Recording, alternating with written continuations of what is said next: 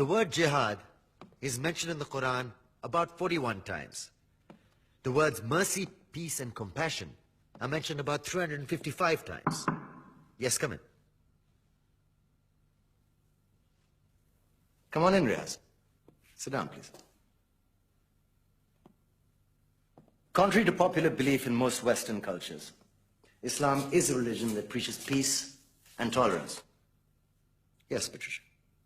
If Islam truly is a religion that preaches peace, then how come the world's most troubled spots, the West Bank, Afghanistan, Pakistan, Iraq, they're all plagued with Islamic terrorism? Well, that depends on your definition of terrorism. Some might argue that the U.S. invasions of countries like Iraq and Afghanistan are also acts of terrorism. Those were acts of war to get rid of despotic regimes. Or a means of getting at a country's oil. Conspiracy theories. Well, May I? Yes, please. Go ahead, Riaz. Mr. Khan is right. I mean, if we're talking about terrorists, the world's biggest terrorists are the white superpowers. Come on now. No, really, stop and think about it. Explain 9/11. Okay. Do you know how many people died in the Twin Towers strike?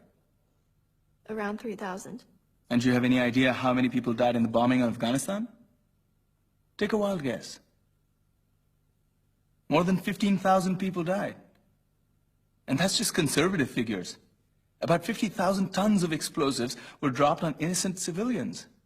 Men, women, children. Yeah, but that was because of the Taliban.